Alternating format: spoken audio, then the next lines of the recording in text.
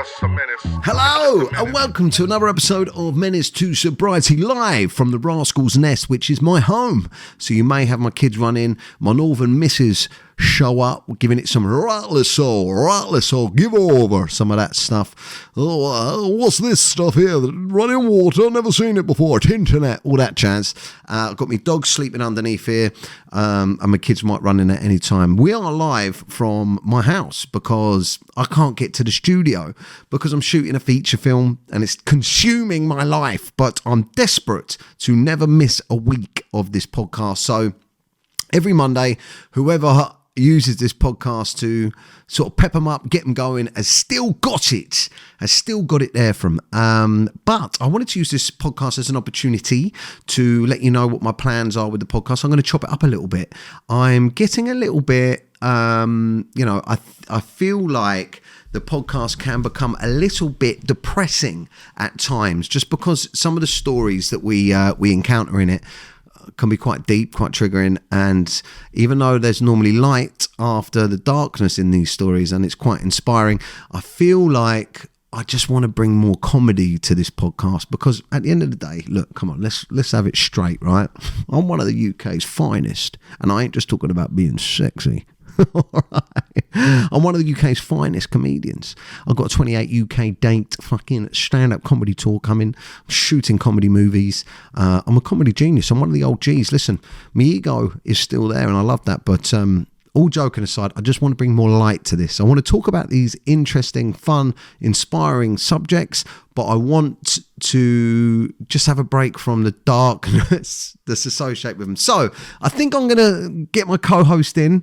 There's only one man that I can get to co-host this podcast, and that's Kirk Norcross. So if he will do it, I think I'm going to do a season, me, Kirk Norcross, getting people to send in their inspiring stories or their questions and stuff like that, taking some general current affairs and just shooting the shit with him, because me and him bounce off each other. And I ain't talking about bouncing off each other in a Brokeback Mountain kind of way. I'm talking about we bounce off each other comedy-wise. So that's my plan. Let me know in the comments or DM me and let me know if that's all right. And then we can go in and out of guests as and when we can get good guests on. We'll still do that stuff. But I think I'm going to bring Kirk on as a co-host. What do you think? What's your thoughts? Let me know in the comments. Now, talking of comments, I'm going to do something a little bit different here, but I want to go through some of the comments because I've got to say a massive thank you to everyone. There's 30,000 people, I think, on this channel now on YouTube, about the same on the TikTok and Instagram. It's getting about 500,000 downloads, audio downloads a month, I think, which is fucking fantastic. So if you're listening to this somewhere, if you're running, keep going. You can do it. If you're in the bath and you're a geezer, all right there, don't get a boner because it'll look like the top of a mountain poking out through the bubbles. But if you're a lady, enjoy. If you're at work, procrastinate, whatever you do, just enjoy my voice for this next sort of half an hour, because I'm going to connect with you directly, you viewers, you listeners, and read out some of your comments from the YouTube channel, because the YouTube channel is immensely interactive. I'm blown away, actually, by a lot of it on there. So I'm going to have a little scroll through. I might read them. They might not make sense. We might have to work them out together. Please bear in mind, I've got ADHD, dyslexia, and I'm excitable. Okay. I'm quite simple in some terms, creative, yet I find it difficult reading sometimes. But here we go. Let's kick off this. This is a comment from about 2 weeks ago. Here we go. The Football Rant. What type of drinker are you? And the Football Rant said 2 weeks ago, Dan, I listened to the Kirk Norcross interview and I went to my local CA meeting.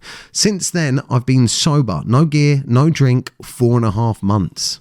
Thank you. Wow. Boom. That's crazy. Man, that makes me proud. First off, 4.5 months. That's amazing.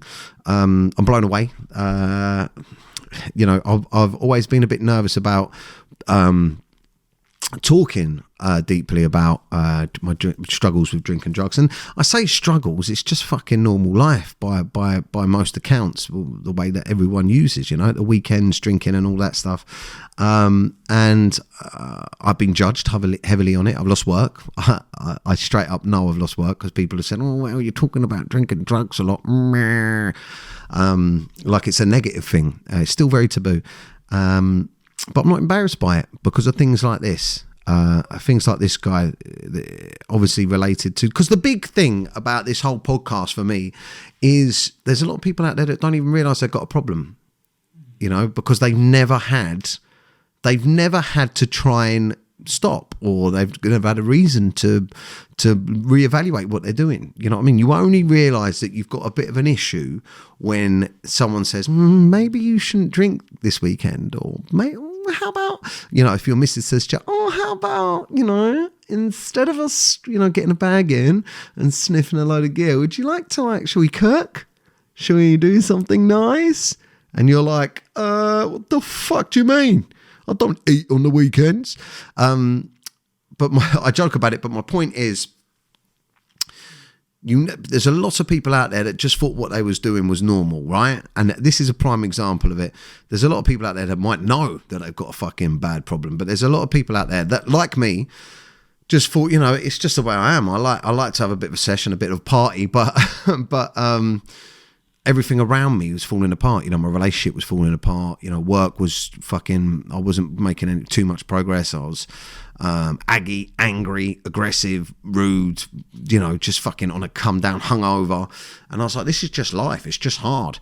And now that I'm out of it, I'm like, wow, man, like the light is back in my life. And I hope to think that people watch and that they can see the light coming back into my life, and they're like, do you know what? I want a bit of that. So that really inspires me. Let's get another one. Heinsberg, 2 weeks ago, this was. Heisenberg, his name is. I don't think that's his real name. That's weird. High highs mean low lows. Law of nature. If you use unnatural substances to be high, you'll feel unnaturally low after. Yin and yang. I like that. That one's touched me. That one really, that's like, you know, it's like Michael Jackson's music back in the day, you know, really touched me. Not Michael Jackson. I mean, it's like, you know, it's, yeah, high highs means low lows. We get that. But if you use unnatural substances to be high, you'll feel unnaturally low. That's a madness. Think about it. Your body, you're unnaturally pushing yourself like high. So then your body goes unnaturally low, and it can get too low. So yeah, I like that comment. Big up yourself, Heisenberg, whoever you are. Right, Ron 2615 Dapper, smashing it with all these podcasts. It's on my right. Let me do that again. Ron 2615 Dapper is smashing it with this podcast, the most relatable podcast ever. Wow, thank you. I love the fact that you think it's relatable.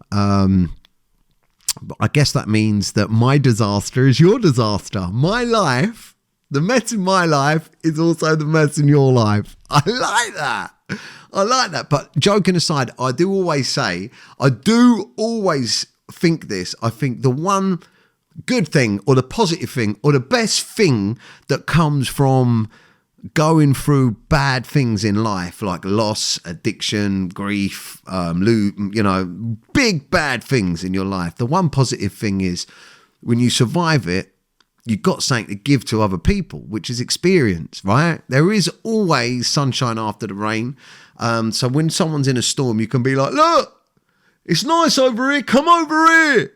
Don't worry. You don't have to stay there. It's not always going to be like that. Come over here. And that's a gift, man. It's a privilege. So thank you very much. Oh, that's my daughter. Thank you very much. Watching this podcast is a bit like watching, I'll tell you what, watching this pigcast? Fuck yeah, no. Watching this podcast is a little bit like watching Jeremy Kyle, isn't it, back in the day? Because, you know, you'd watch Jeremy Kyle when you got a day off work or something, you'd click it on, you watch Jeremy Kyle and you think, oh, you know what, my life ain't that bad actually. And that's what this podcast is all about, man. That's the point of this podcast, man. We're all fucked together. All right, let's keep going. AB, bro, I've had 2 sips and the next thing I know, I've been up for 3 days and spent all my money on the packet. Bro, that's because, listen, you can't, listen, people, what don't you get? If, like me, when you have a couple of drinks, you're asking yourself for advice after you're 2 Stellas down, you ain't, 2 Stella me ain't never going to give me good advice. That's how much of a lightweight I am. Like, on the way to the pub, I might think some dumb stuff, right? But 1 Stella me, I'm like, Hey, 2 Stella me, I'm like, woo, let's go. Oh, yeah. That's 2 Stella me. In my mind, if I ask 2 Stella me, what do you reckon, man? Should we get a packet? 2 Stella me is saying, get a packet. What are you, a fucking... Get a cone, shit in it, put it on your head, and run down the road with your cock out. That's 2 Stella me. So, went on a bit of a rant there, AB, but yeah, 2 sips, and the next thing, you're up for 3 days. Look, it's a gateway drug. The alcohol is the problem. Here we go. Robbie Wilson. This is exactly right. When I say to people that I'm an alcoholic, people tend to say, oh, you don't need it every day, so you're not. But I basically explain to them this exact thing. Sooner or later, it always ends up in the same place. 2-week bender, bag of gear, massive come down. Without the booze, I have no problem abstaining. 3 years sober and I'm never going back. Best decision in my life. Well, first off, Robbie Wilson, thanks for your comment. Congratulations on 3 years sober. That is amazing. What an inspiration. But my thinking on this really is... You know, this is the problem with alcoholism, drug abuse, drug addiction. It's not only just a taboo subject, but also it's such catch-22 because, you know, people think that you've only got a problem if you're waking up in the morning and reaching for a bottle of vodka or sniffing a line as soon as you get out of bed, or you're in a gutter. That's when they think you've got a problem, right? So they push it and push it and push it and push it and push it. And by the time they're there, it's too late, right? You're in, you ain't getting out. But... And this is a taboo. I don't know if I'm always going to consider myself an alcoholic or an addict or whatever, because I'm beating it. That's what I'm doing. But the truth of the matter is, if every weekend you cannot control yourself and you're abusing alcohol and drugs to the point of it's affecting your work life, your home life, and your mental health, you got a problem. It's as simple as that. And the more that that's readily known, that people can just have an unhealthy relationship with drugs and alcohol, and they can choose sobriety. You don't have to wait until your life is ruined to choose sobriety. You can choose sobriety when things are not feeling right, you know, or you can just dip in and out. That's not going to work, actually. You can't just dip in and out. If you've got a problem, you just got to get out. But all right, thanks, Robbie. James Reed. This is the sort of shit I need to be hearing. Do your friends support your sobriety? James Reed. Oh man, that's such a complex question. James Reed, this is the sort of shit I need to be hearing. Do your friends support your sobriety? In a word, yes. In a word, yes, they do. I got out of my old mates from school, and that majority of them, I guess, support my sobriety. I don't mention it, apart from one of my pals, Chris Newman. He's shout out to Chris if you're listening. He's very supportive. I like Chris. He's very supportive. My mate Matt as well, the bad man. He's very supportive. Out of my old friends. The rest of them, I suppose they are supportive, but I don't really hear from them. A couple of them, one of them in particular, I don't hear from at all anymore, which is a bit sad, but people's true colours come out. If people don't like you, they don't like you. Whatever. There's different ways of looking at it. Maybe I've pissed them off. Maybe I was a twat. Or maybe people just don't like sober people when they're bang on it. Whatever it is, I don't know. But in general, the answer to that question is yes. My friends do support me. And then my business partner, Carlos, he's immensely supportive, really supportive and very proud. And Lee, Mark, and everyone else to surround me, all my boys at boxing, yeah, they're all supportive, man. Everyone. So I guess in a word, yes. The ones that still are friends are supportive. D, 3 months ago, when I gave up drinking, I lost all my friends. They talked in the third person as if I didn't exist.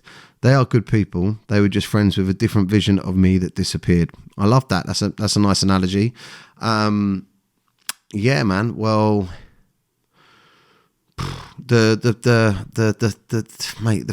people move in different directions, man, and you just got to allow that. I think.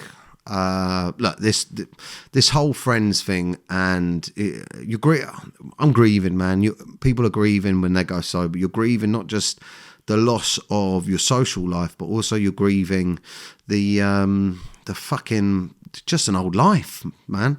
An old life, like, there's beautiful parts to social drinking, isn't there? There's, that to the people that can enjoy it, I'm very jealous. I miss it, going down to the pub and chatting shit and drinking and everything. And, some people might take it the wrong way that you don't want to be part of that. And, but they do. Sometimes they talk about you like you're dead, not that you're sober. But, man, whatever. I'm just, all right, I'm going to be completely honest. I am absolutely drained. I'm drained of worrying about what people think of me. I'm not going to lie. It's been consuming the last 3 weeks of my life. I've had so much like fucking insecure thoughts and shit going on in my mind the last 3 weeks. It's like something snapped. It's like I've been speaking to a couple of really well-known people, really well-known people that have seen my videos online, and they've said I've been doing what they call white knuckling. They said that I've been white knuckling my sobriety, so screaming and shouting about sobriety like it's the best thing in the world, doing the podcast and everything, and trying to do it on my own. And I hit a bit of a wall when I started doing this film. And I couldn't exercise and because I didn't have time, and I come away from the podcast and my mind went wild. Like panic mode. The people from the past don't like you, and what have you done wrong, and they don't like you because you were a twat, and or certain people were using you, and what have I done with my following? They used to love me for the sesh and for drinking, and maybe I've made the wrong decision, and it all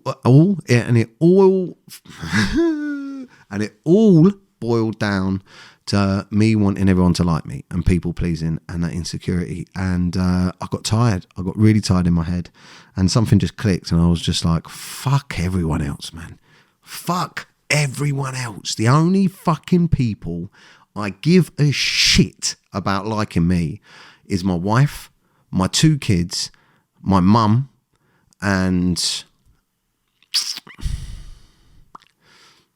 that's it, I think. I could not, maybe my brother, my sister. I mean, I don't know, man. Like, I want to be liked in general, because being liked, I feel, is like I've gone on a rant here, but being liked, I feel, is like being liked is like a reward for being good, for being a good person. But that must stem from childhood trauma of some form, If I'm good, people will like me, because feeling like you're getting told off or whatever. I don't know, I'm getting a bit deep, but I'm tired. I'm tired of worrying about what people think. I deep down inside, I know I'm a good person. I know that I'm spending my time doing the right things. I'm out, I'm earning money, I'm doing things for myself to raise my profile with my comedy and my films and stuff like that, and I'm working hard, and I fucking deserve it. But also, I'm taking my time in my spare time to do this stuff, to talk about my struggles in order to help people out there that are struggling, right? And I've got that group with 40,000 lads in it that I spend my mornings on, and I work with a team on, so other men can talk about what they're doing, because I know how rewarding it is, and it helps. So as long as I know that I'm giving back, that a certain amount of my time is for giving to others and helping others, then fuck what everyone else thinks, man, because I couldn't give a fucking shit if your opinion on me has changed since I've gone sober, because that says more about you than me. And ultimately, my wife is happy, man. My wife is the happiest she has been in 10 years. I know that for a fact. She's the happiest she's been in 10 years. I mean, even when she first met me, it was a roller coaster. Then she met me. I lost my father. I lost my TV show. It all went to fucking shit. I was scraping my way back up. Then she lost her father. Then I went off the rails. It's been hard, man. We've had a lot of fun along the way, don't get me wrong, but it's been up and down. Now it's calm because there is no alcohol, there's no drugs, there's no arguments. We bicker over silly things like if I buy something stupid, or if I leave wet towels on the bed, or you know what I mean? Sometimes if I'm walking around just with a fucking towel and I got out of the shower and she's giving it the eye, and I'm like, that ain't a fucking piece of meat, you know what I'm saying? Stop looking at me like you're about to jump me bones, right? At least cook me dinner or something, or, do you know what I mean? At least fucking, you know what I mean? I ain't easy. I ain't easy. You know what I mean? Buy me a handbag or shank before you're going to shag me. But I digress. See how I sometimes just jump into comedy when I'm getting a bit too deep. I think it's a defense mechanism. But I proper ranted on that question. But yeah, I guess what I was trying to say is I'm tired of worrying about why people don't like me. I don't give a fuck anymore. Do you know what I mean? I've got a beautiful following on social media, and the people that get me. And this also comes down to like fucking trolls, man. Like this whole Phillip Schofield, I've done loads of content of it, and I made a bit of a U-turn on my... She's going to come in here now. She's mental. She's crazy. Ruru, you're right. I'm just working. Yeah, I've done a bit of a U-turn with some content I was doing about Phillip Schofield. You know, I was taking the piss out of him, and then I saw the video that he put online where Phillip Schofield put a video up where he was saying, "What do you guys want to do? Do you want me to kill myself?" And that changed my view on it. Chicken, what's wrong? I'm hungry. You want me to make you some food in a minute? But I just want chocolate. That's all I want. You're hungry, but the only thing you want is chocolate. I don't believe you. What about banana would be lovely? Banana would be so nice. No. Okay, go in the cupboard. In the second cupboard, there's some Easter eggs. Get one of them, bring them here. I'll give you some. No. You get them. I'm working. I'm working now. Go out, please, and go and watch the telly. I don't want to get it. You should me to go back there. Excuse me, you're not the boss. You can't tell me what... I don't know what got there. She's bringing the waterworks out. I'll be back in a second. Don't laugh. Come here.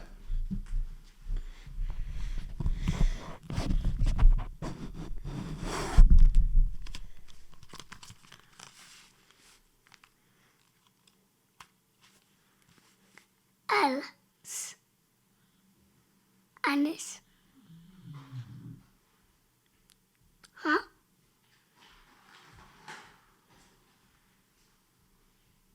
Daddy's getting the chocolate for me. So I'm gonna eat all of it. Sneak upstairs. I'm doing that. So I'm just heading back. Yeah, Daddy's coming.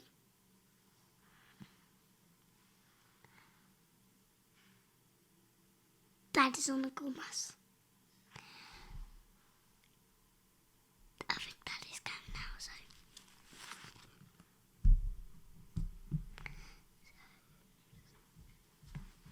I did some work.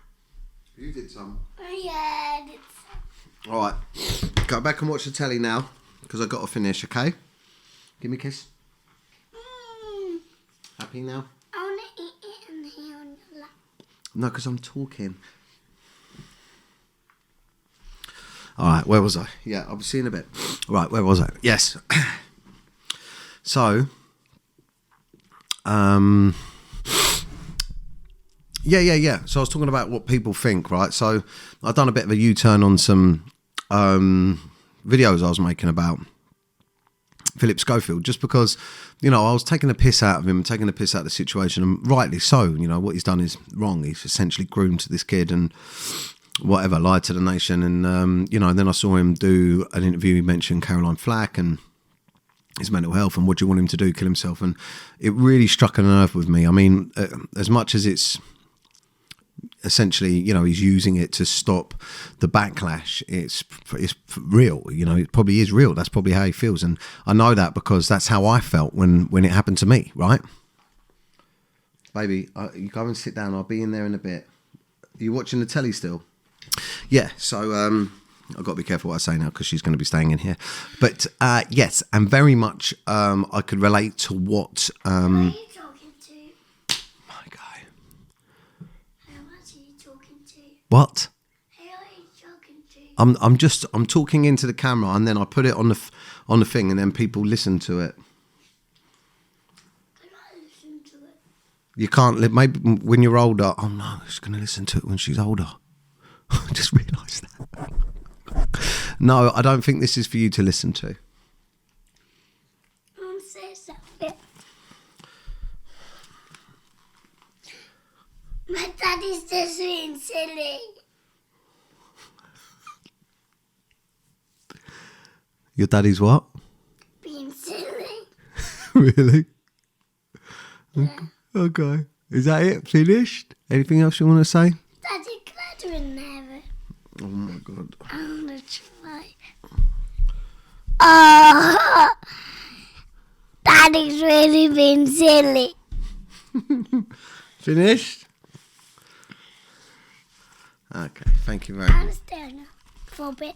Right, I'm back. Yes. So, essentially, and yes, I could relate to what he was going through because when I had my suicidal thoughts and had to speak to the Samaritans, it was around the same time that the press and the media were going in on me and I'd been cancelled and fired and stuff. So, anyway, I decided to, because I'm not too big to put my hands up and just say, look, do you know what? I think I've gone a bit too far on this. So, you know, I'm going to get off the bandwagon. I've done a video, got a lot of shit for it. Yeah, I had one woman. Sometimes trolls really kill me, man. Like sometimes trolls, and I get it every single day. Trolls are now a part of my job. It's just as simple as that. Like, you can't have millions of followers across all your different channels. I've got like fucking 2 million on Facebook, nearly 1 million on TikTok. Instagram's coming up to 1 million. There's nearly 400,000 on Twitter, and you know, you can't post stuff on your social media stuff and then when it goes viral, when it goes outside of your reach, getting a hump when people don't like it. You know, I don't mind that if people don't like it, but I fucking can't stand stupid people. I can't fucking stand stupid people and rude and arrogant and horrible and just people that think they're art. That's one thing I really can't stand is men that are bullies. Do you know what I mean? Bullying men online because you're just pussies, really. But anyway, and I had this woman, and she, it was on a Phillip Schofield video that I'd done where it was on another podcast, and all right, the joke was probably in bad taste, but there was no malice in it. It was a very simple situation where the podcast person said, you know, I was talking about Phillip Schofield. I said that I'd done a video on it, and Jack Jones had caught him out on a date with this young lad at the time. Looks like he's 15, 16 or whatever. And Jack Jones was celebrating hitting 1 million followers, and he was in the background. And now when you look back on the video, it looks quite sinister. And I was talking about that. And one of the other guests, one of the other gentlemen on the podcast said he looks like he's an absentee father taking his kid out on like bowling, taking his kid bowling. An absentee father, you know, the family's divorced and it's the dad taking his son out bowling. That's what it looked like. And then one of the other podcast hosts said, well, he did put 3 fingers in him. And because they were doing bowling puns, I said, and threw him down an alley, right? It's a joke, right? It's just a bowling pun. Didn't go down well online. A lot of people got involved, and this is what winds me up, you know. Someone come on there and said, you know, well, if your family if been affected by sexual abuse, I said, well, my family has been affected by sexual abuse, actually. Well, that doesn't matter, you know, you're fucking out of order, making jokes about victims or victims and all this stuff. And I was like, wow, okay. I said, yeah, it was a bowling pun. There's no malice in it. It's a bowling pun. Well, you need to check your ego, she said to me. You need to check your ego and have a word with yourself. And I thought, no, well, you need to fucking have a word with yourself, didn't you? Who in their right I mean, what sort of fucking narcissist, right, goes online, sees some comedy or something that someone thinks is funny, right, doesn't agree with it, and then tries to change that person's sense of humour? Who the fuck are these people to tell me what I should and shouldn't find funny? Your humour, people's humour and comedy is based upon so many different fucking things. People's humour is based upon your fucking culture, where you were brought up, what class you are, how old you are, whether you've got kids, whether you're single, whether you take drugs. People's view on what they find funny is filtered through their experience in life. What I'm going to laugh at, someone else isn't going to. Do you think that me, a working class comedian that got expelled from school, that grew up on a fucking council estate, that's battled alcohol and drug addiction, that fucking moved out when he was 15 years old and has been grafting, and turned himself into a bit of an entrepreneur and now does all right for himself, do you think I'm going to have the same fucking sense of humour and laugh at the same things as a public schoolboy that comes from a wealthy family? That's, I mean, I'm not saying there's anything wrong with that, by the way, but that grew up around money or out in the country, you know, has a fairly privileged life or whatever. Are we going to find the same thing funny? Have we had the same struggles? No. I mean, he's probably had different struggles. You know, I'm apologising here now, so I don't come across as rude to anyone that's born into money and has had it good, because fair play to you. But what I'm saying is, we're fucking different, man. Do you think the 30-year-old version or the 20-year-old version of me has got the same sense of humour as the nearly 40-year-old version of me? No, man. No. Do you think the kids of today are going to find my videos funny? Probably not. Do you think the adults of today are going to find my videos funny from when I was a kid? Probably not.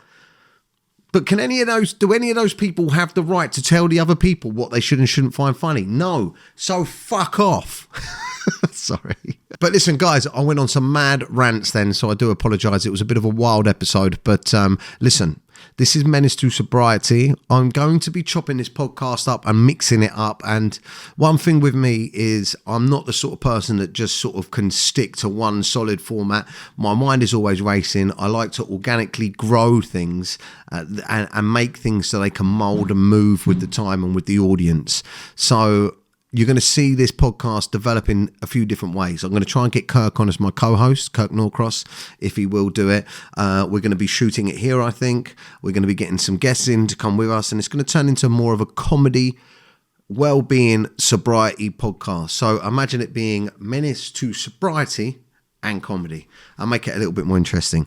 If you stuck with me through that whole episode, please go and follow me on Instagram and pop me a DM and let me know. If there's anything that touched your heart or made you laugh, let me know in the comments. And if you enjoyed this, let me know and I'll do more of it. My other daughter is home and my wife, so I better go. The dogs are going wild. Neve, do you want to say anything to the guys out there? There's no one actually there yet. It's a pre-recording. Go on. Hello. See, it's very loud. So when you scream, it can hurt people's ears. Okay. Say hi. Hi. Okay. All right, that's Neve. She's a bit wild. Okay.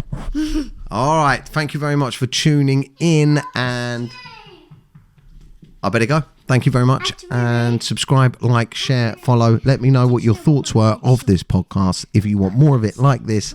And thank you for your time. Bye. Say bye, guys, nice and gently. Okay.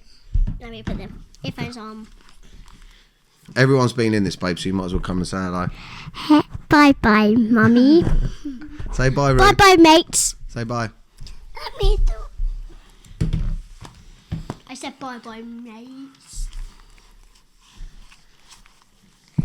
Bye-bye. Stop it, Neve. Bye, everyone, poo. Bye, everyone, poo. Yeah! Bye. Oh yes, and don't forget, if you want to come and see me live and meet me, I'm going on tour. The Daniel O'Reilly Out of Character full UK tour kicks off in January 2024, and tickets are on sale right now. I'm going to try and get out and meet as many of you as possible, and of course, I'm going to be bringing the laughs all over the UK. There's 23 dates right now, and I'm adding more all the time. Hit the link in the bio and get your tickets now and come have some fun. If you're going through a tough time at the moment, please don't suffer in silence. Feel free to pick up the phone and contact any of these helplines. I personally, myself, at one of my darkest points, contacted the Samaritans, and it completely changed my outlook and got me out of a really deep, dark place. A problem shared really is a problem halved. So if you don't feel confident talking to those around you, check out any of these organisations and give them a call. This is my Facebook group. Just simply search on Facebook, Men and Their Emotions. It's for men only, but once you're in there, you can talk anonymously about your problems and help others and just feel a little bit of community. So come join the conversation, Men and Their Emotions, on Facebook. Thanks for watching. Menace to sobriety. Just a menace, just a minute.